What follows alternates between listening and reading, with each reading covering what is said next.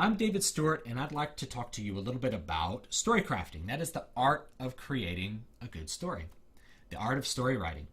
Whether you're a screenwriter or a novelist, or you are a graphic novelist, or you're a playwright, or you're just trying to create a story through some media, I think it's a good idea to know all the elements that go into creating a good, effective, meaningful, memorable story for your audience. So this will be the first video in a series, and later videos I'm going to go into a little more depth for all of these elements. And in this one, I'm going to talk about the definition of a story and the three big elements that go into contributing to your story, the three basic elements that end up making up a story.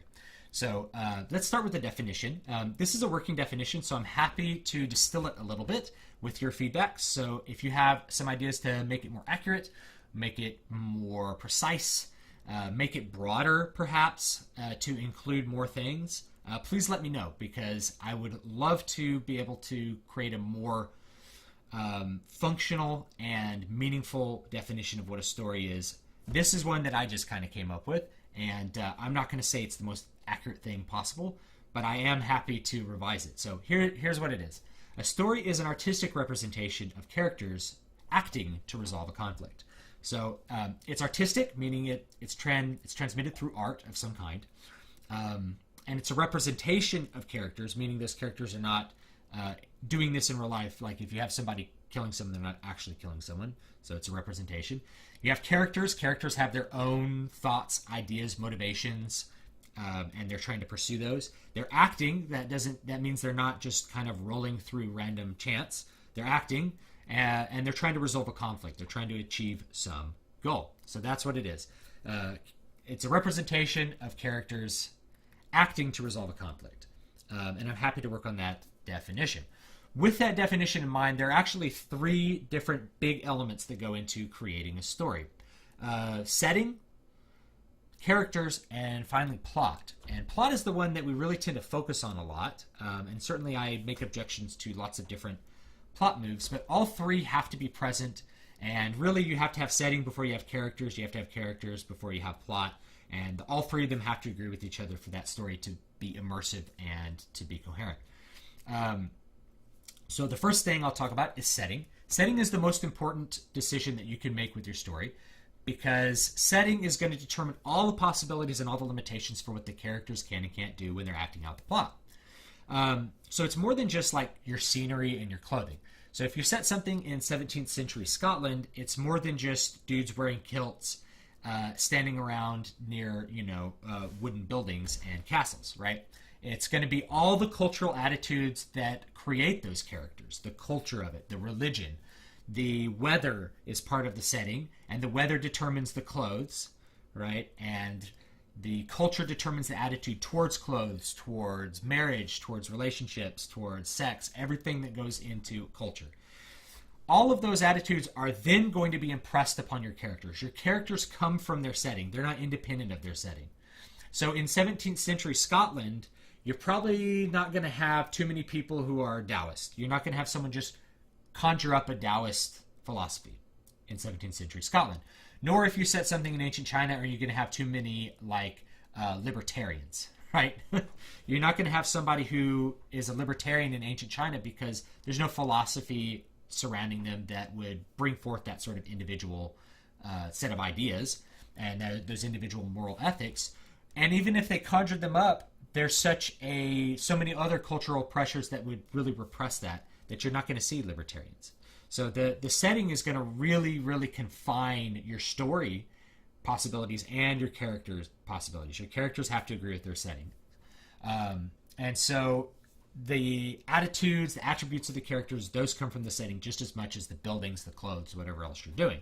The setting also determines what dangers are going to be present for your characters, what conflicts are going to be possible with your characters. The setting is really the playing field of the game.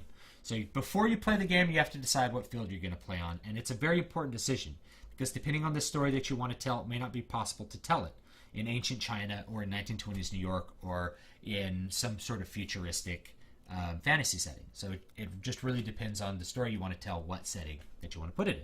The second one is the characters. Like I said, characters are derived from the setting. But characters are individuals with their own desires and aims. You have to decide when you're creating characters what their aims are going to be, what their attitudes are going to be towards their setting, towards their culture, towards other people, what their flaws are, what their strengths are. All those things are going to determine how they're going to think about what actions they're going to perform when they're acting out the plot.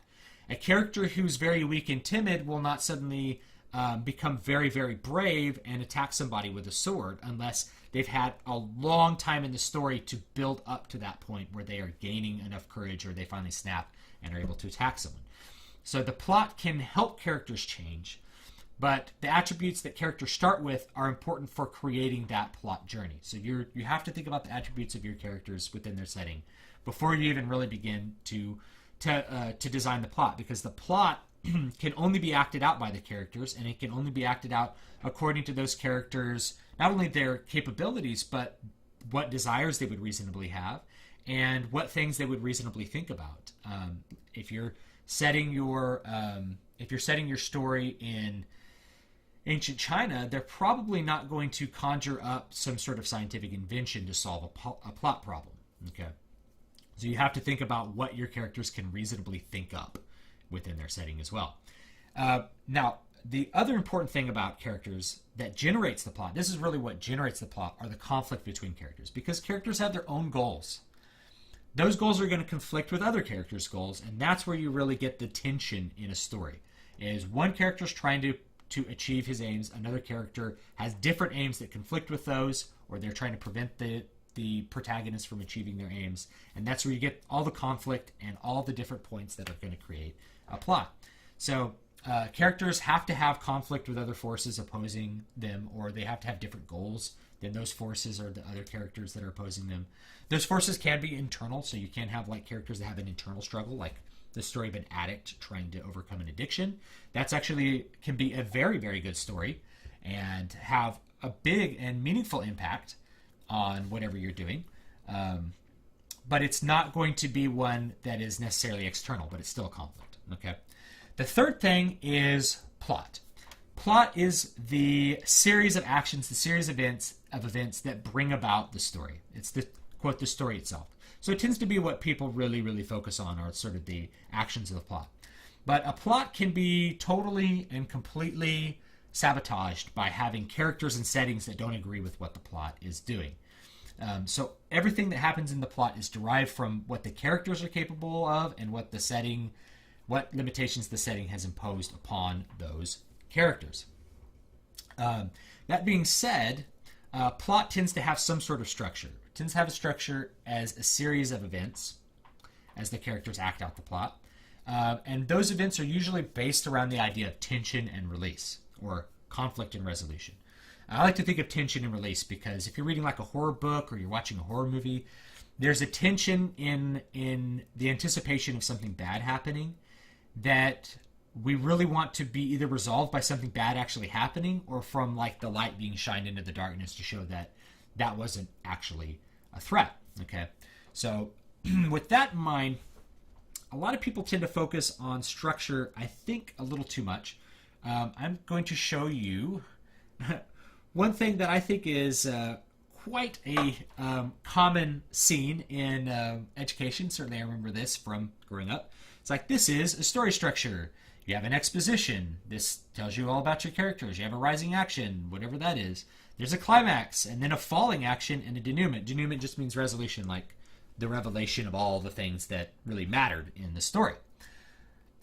I don't necessarily think this is a very good way to view a story, and as we dig into plot structure, that'll become more apparent, because it's just a pyramid. Like, this pyramid doesn't... I remember this from when I was in school, but imagine you have a really big, thick book like Words of Radiance, right? This book's like 1,100 pages, which would mean that the climax is like here. Boy, that is quite a lot of book left for falling action and denouement. In reality, this book, the climax is like this. That's the entire climax in this book. And the resolution is like, you know, this much. It's like 20 pages. So the resolution is actually very, very small.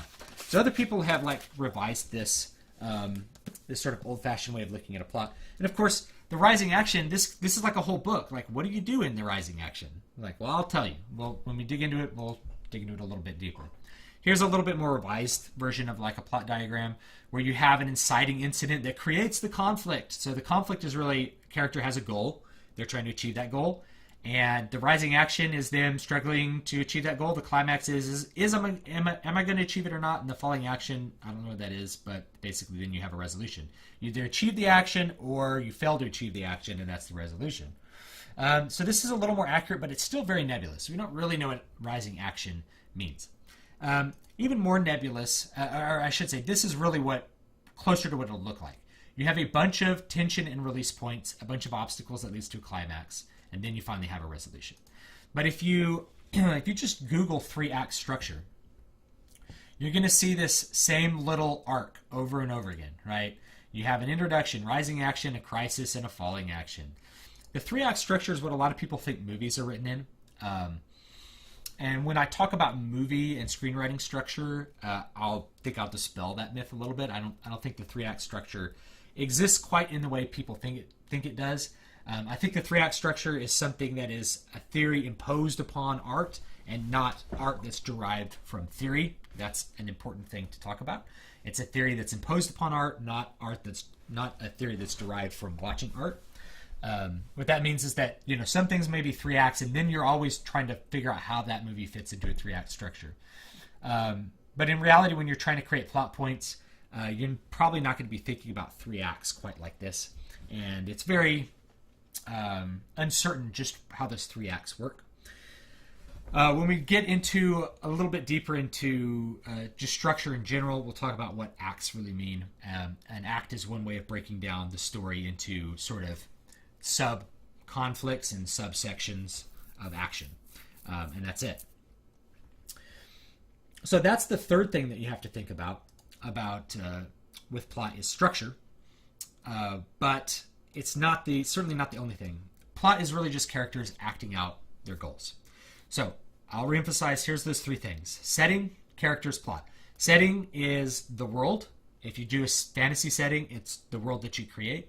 Characters are the people that are in that world, and they have to be logically derived from that setting. And the plot is the characters acting out their goals and desires, which are in conflict with other goals and desires. That's really what the plot is. And if any of those things don't agree, then you're going to eliminate immersion from the viewer or from the reader, and that's going to pull them out of the story, make the story seem unbelievable or incoherent, or all sorts of other things that will make them say, this is not a good story, or make them do the worst thing imaginable, which is you're reading a book, and you take it, and you put it down. That's probably one of the worst things that can happen if you're a writer, is that you just lose the audience. Because it's a lot easier. You're going to see a lot more people pick up a book and not finish it than you're going to see people walk into a movie and walk out halfway through. That's just the way it is. 2 hours is not that big a commitment, but this book, that's a big commitment. You don't want to lose your reader. So this is the first part in the series. I'll continue with setting and characters and plot. Setting will be first, and we'll talk about all the different ways that you can set a particular piece and what that will sort of produce and how to pick a good setting that's going to tell the story that you want to tell. Thank you so much for watching. Don't forget to like, comment, and subscribe. You can read some of my books at dvspress.com.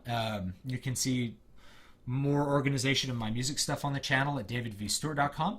You can also find me on Twitter as @davidvstewart. You can find me on Facebook, facebook.com/davidvandyke-stewart.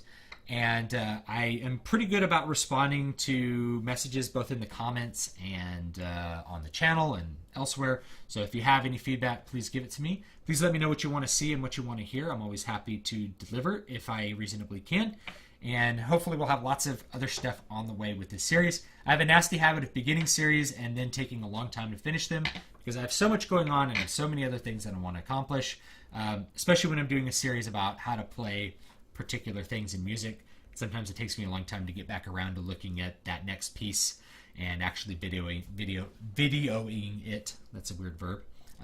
But I usually will eventually get to it. So thanks so much again for watching, and I hope you have a great evening.